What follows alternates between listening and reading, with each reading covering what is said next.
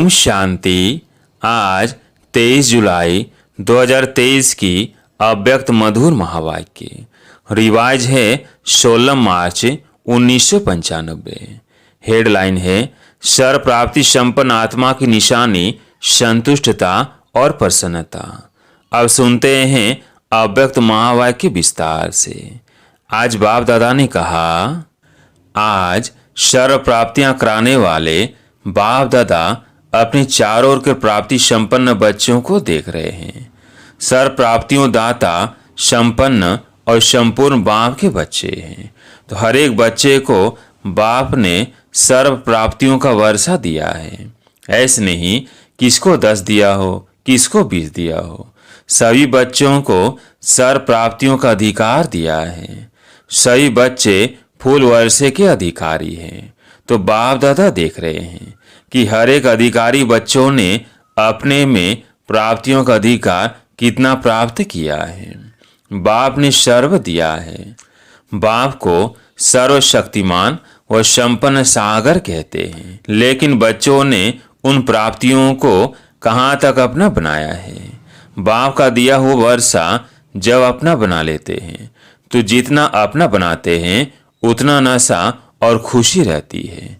मेरा खजाना है, दिया बाप ने, लेकिन अपने में धारण कर अपना बना लिया।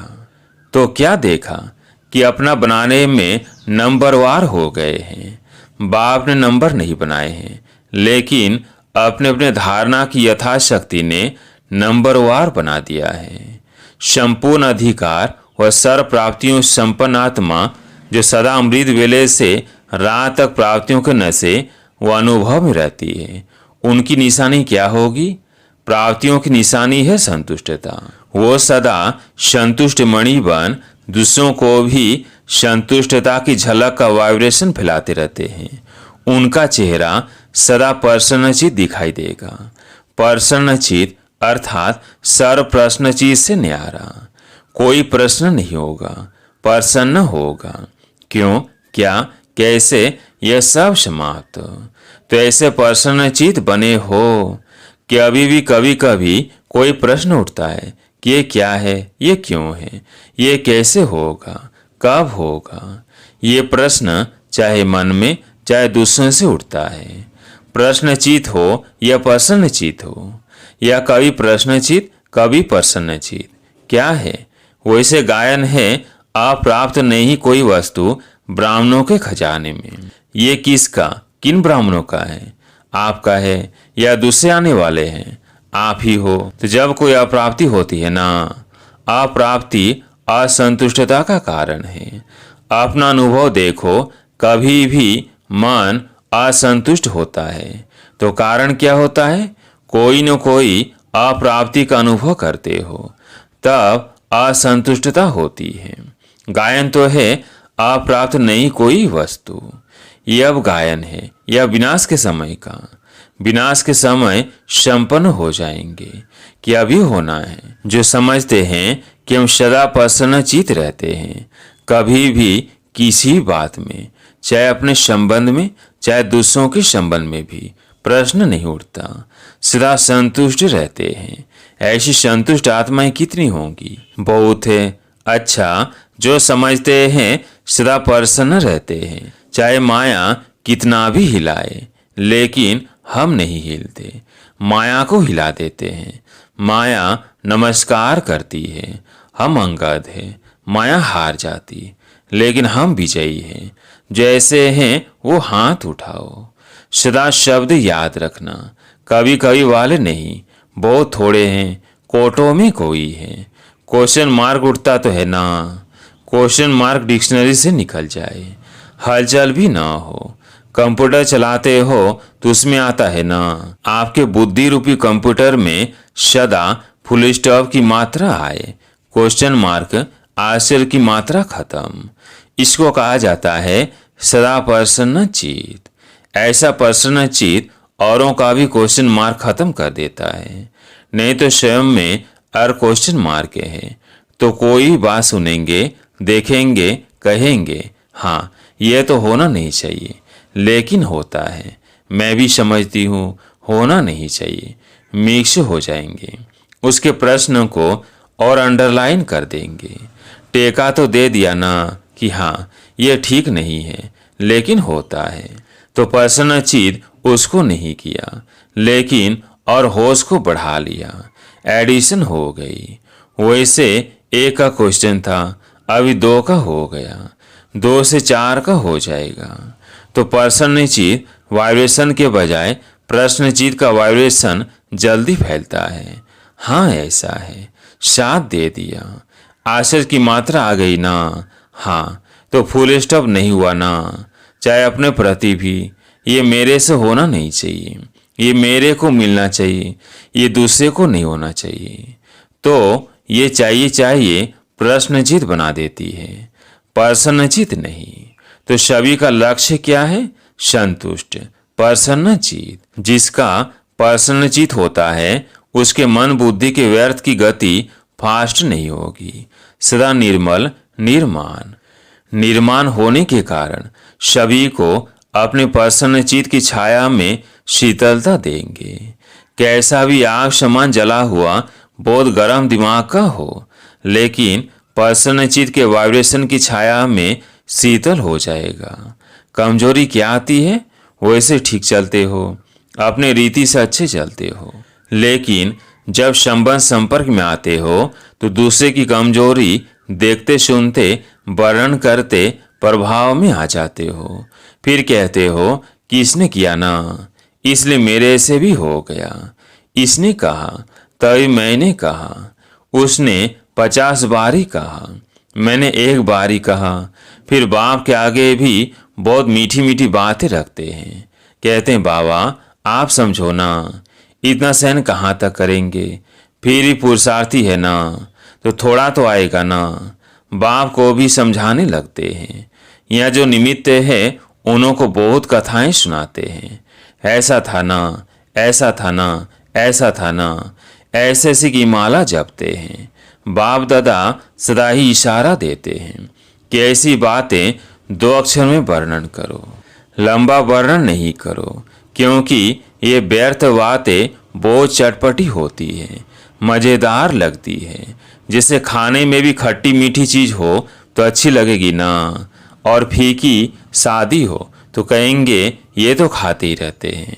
तो व्यर्थ बातें, व्यर्थ चिंतन सुनना, बोलना और करना, इसमें चलते चलते इंटरेस्ट बढ़ जाता है। फिर सोचते हैं मैं तो नहीं चाहती थी, लेकिन उसने सुनाया ना, तो मैंने कहा कि अच्छा उसका सुन ले, दिल खाली कर दे। उसकी तो दिल खाली हुई और आपने दिल भर ली। वो थोड़ा थोड़ा दिल में भरते भरते फिर संस्कार बन जाता है, और जब संस्कार बन जाता है तो महसूस ही नहीं होता कि ये रोग है। ये व्यर्थ संस्कार बुद्धि के निर्णय को खत्म कर देता है। इसलिए सबसे सहज सदा अपने सामने कोई न कोई विशेष प्राप्ति को रखो, क्योंकि प्राप्ति भूलती नहीं है। ज्ञान की पॉइंट से भूल सकती है, लेकिन कोई प्राप्ति भूलती नहीं है। बाप से क्या क्या मिला, कितना मिला है, वैरायटी पसंद आती है ना, एक जैसा पसंद नहीं होता। तो आप अपने प्राप्तियों को देखो। ज्ञान के खजाने की प्राप्ति कितनी है, योग से शक्तियों की प्राप्ति कितनी है, दिव्य गुणों की प्राप्तियां कितनी हैं, प्रैक्टिकल नशे में खुशी में रहने की प्राप्तियां कितनी हैं। बहुत लिस्ट है ना। पहले भी सुनाया था कि कभी कोई की प्राप्ति को सामने रखते हुए संतुष्ट रहो, क्योंकि एक गुण भी अपनाया तो जैसे विकारों का आपस में बहुत गहरा संबंध है। और बाहर के रूप में इमर्ज रीति से क्रोध है, लेकिन आंतरिक चेक करो तो क्रोध के साथ लोभ अहंकार होता ही है। ये सब आपस में साथी है। कोई मर्ज रूप में होते हैं, कोई मर्ज रूप में होते हैं। तो गुण भी जो है उन्हीं का भी आपस में संबंध है। इमर्ज एक गुण को रखो, लेकिन दूसरे गुण भी उनके साथ ही मर्ज रूप में होते हैं। तो रोज कोई न कोई प्राप्ति स्वरूप का अनुभव अवश्य करो। अगर प्राप्ति मर्ज रूप में होगी तो प्राप्ति के आगे अप्राप्ति खत्म हो जाएगी और सदा संतुष्ट रहेंगे।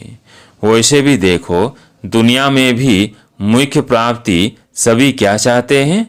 हर एक चाहता है कि अपना नाम अच्छा हो, दूसरा मान हो, तीसरा शान। नाम, मान, शान ये प्राप्त करना चाहते हैं। आप भी तो यही चाहते हो ना, हद का नहीं, बेहद का। तो दुनिया वाले तो हद के नाम की पिछाड़ी दौड़ते हैं, और आपका नाम विश्व में जितना ऊंचा है उतना और किसका है? तो आप अपने नाम को देखो। सबसे नाम की विशेषता ये है कि आपका नाम कौन जपता है? स्वयं भगवान आपका नाम जपता है। तो इससे बड़ा नाम क्या होगा? आपके नाम से अभी लास्ट जन्म में भी अनेक आत्माएं अपना शरीर निर्वाह चला रही है।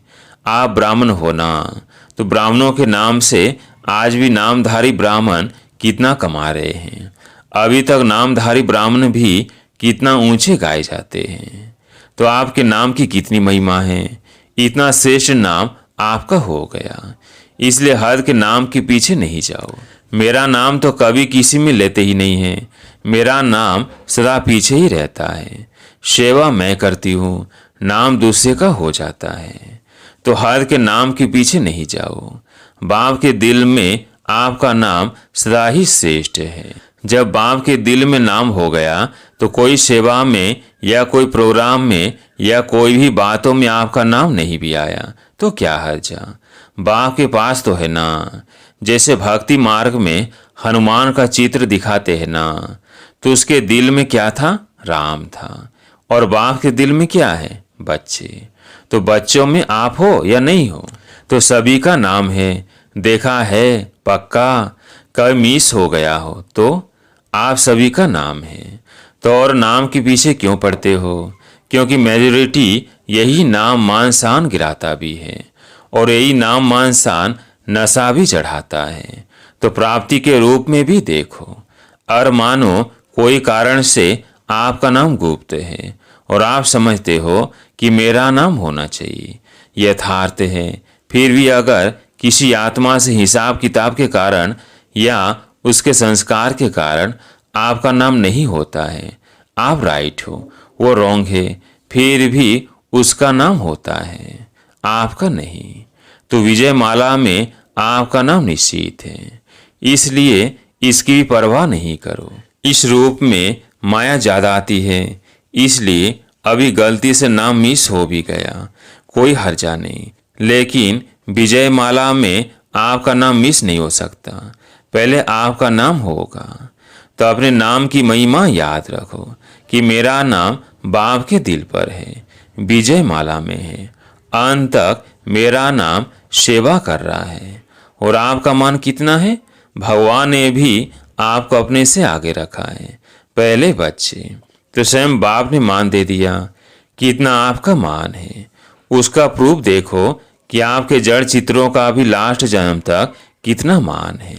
चाहे जाने नहीं जाने, लेकिन कोई भी देवी देवता का चित्र होगा तो कितने मान से उसको देखते हैं।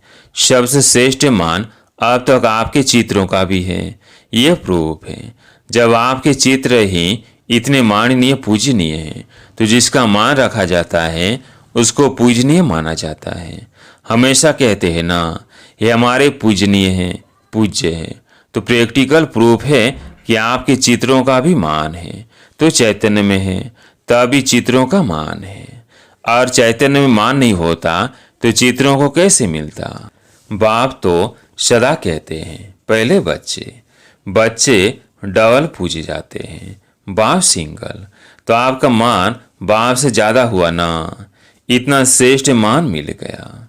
तो जब भी कोई हद के मान की बात आए तो सोचना कि आत्माओं का मान क्या करेगा जब परम आत्मा का मान मिल गया। ऐसे नहीं सोचो कि हम इतना कुछ करते हैं फिर भी मान नहीं देते, पूछते ही नहीं हैं, ये सोचना व्यर्थ है। क्योंकि जितना आप हद के मान के पीछे दौड़ लगाएंगे, क्योंकि जितना आप हद के मान के पीछे दौड़ लगाएंगे ना, तो ये हद की कोई भी चीज परछाई के समान है। परछाई के पीछे पड़ने से कई परछाई मिलती है कि और आगे बढ़ती जाती है। तो यह है हद का मान, हद का नाम, ये परछाई है। ये माया के धूप में दिखाई देती है, लेकिन है कुछ भी नहीं। तो नाम भी आपको मिल गया, मान भी आपको मिला हुआ है और शान कितना है। अपने एक एक शान को याद करो। और किसने शान में बिठाया? बाप ने बिठाया। बाप के दिल तख्त नशीन है। सबसे बड़े ते बड़ी शान राज्य पद है ना, तो आपको तख्त ताज मिल गया है ना, जो परमात्मा के तख्त नशीन है। इससे बड़ी शान क्या है? कभी कभी निर्णय करने में एक छोटी सी गलती कर देते हो। जो रियल शान है, रूहानी शान है, वो कभी भी अभिमान की फीलिंग नहीं देगा। तो कभी कभी क्या करते हो? होता अभिमान है, लेकिन समझते हो कि ये शान तो अपना रखना चाहिए। इतना शान तो रखना चाहिए ना। शान में रहना अच्छा होता है, लेकिन शान है या अभिमान है, उसको अच्छी तरह से चेक करो। कभी कभी अभिमान को शान समझ लेते हैं और फिर निर्माण नहीं होते हैं। आप अपने शान को रियल समझते हो, लेकिन दूसरे समझते हैं कि अभिमान है, तो थोड़ा भी कुछ कह देंगे तो आपको अपमान लगेगा। अभिमान वाले को अपमान बहुत जल्दी फील होगा। थोड़ा भी किसी ने हंसी में भी कुछ कह दिया तो अपमान लगेगा। वह अभिमान की निशानी है। सोचेंगे नहीं मैं तो ऐसा हूँ, नहीं ऐसे थोड़ी कहना चाहिए। तो निर्णय ठीक करो। उस समय निर्णय में कमी कर लेते हो। यथार्थ के बजाय मिक्स होता है और आप उसको यथार्थ समझ लेते हो। तो कहने में आता है कि यह बहुत अच्छे, लेकिन बोलचाल उठना बैठना जो है ना, वो अभिमान का लगता है। यह भी किसी ने कहा तो अपमान की फीलिंग आ जाएगी। तो स्वाभिमान और अभिमान के अंतर को भी चेक करो। स्वाभिमान कितना बड़ा है, शान कितनी बड़ी है। उस बेहद के नाम मान और शान को सदा इमर्ज रखो। मर्ज नहीं, इमर्ज करो। जैसे याद में कभी कभी अलबेलापन आ जाता है तो कहते हैं हम है ही बाप के, याद क्या करें। लेकिन इमर्ज संकल्प से प्राप्ति का अनुभव होता है। ऐसे ही हर धारणा में अलर्ट रहो, अलबेले नहीं बनो, क्योंकि समय समीप आ रहा है। और समय समीप क्या सूचना दे रहा है? समान बनो, संपन्न बनो। तो समय की चैलेंज को देखो और सर प्राप्तियों संपन्न बनो। अच्छा, चारों ओर के सदा सर प्राप्ति स्वरूप आत्माएं, सदा संतुष्ट, सदा प्रसन्नचित रहने वाली श्रेष्ठ आत्माएं, सदा स्वयं को श्रेष्ठ नाम मान शान के अधिकारी अनुभव करने वाले समीप आत्माएं, सदा सर्व को संतुष्टता के वाइब्रेशन की लाइट माइट देने वाले प्रसन्नचित आत्माओं को बाप दादा का याद प्यार और नमस्ते। आज का वरदान, हर सेकंड स्वयं को भरपूर अनुभव कर सदा सेफ रहने वाले स्मृति सुसमर्थ स्वरूप भव। हर सेकंड स्वयं को भरपूर अनुभव कर सदा सेफ रहने वाले स्मृति सुसमर्थ स्वरूप भव। बाप दादा द्वारा संगम युग पर जो भी खजाने मिले हैं, उनसे स्वयं को सदा भरपूर रखो। जितना भरपूर उतना हलचल नहीं। भरपूर चीज में दूसरी कोई चीज आ नहीं सकती। ऐसे नहीं कह सकते कि सहन शक्ति व शांति की शक्ति नहीं है। थोड़ा क्रोध या आवेश आ जाता है। कोई दुश्मन जबरदस्ती तब आता है जब अलबेलापन है या डबल लॉक नहीं है। याद और सेवा का डबल लॉक लगा दो। स्मृति स्वरूप रहो तो समर्थ बन सदा ही सेव रहेंगे। आज के स्लोगन, विश्व का नव निर्माण करने के लिए अपनी स्थिति निर्माणशील बनाओ।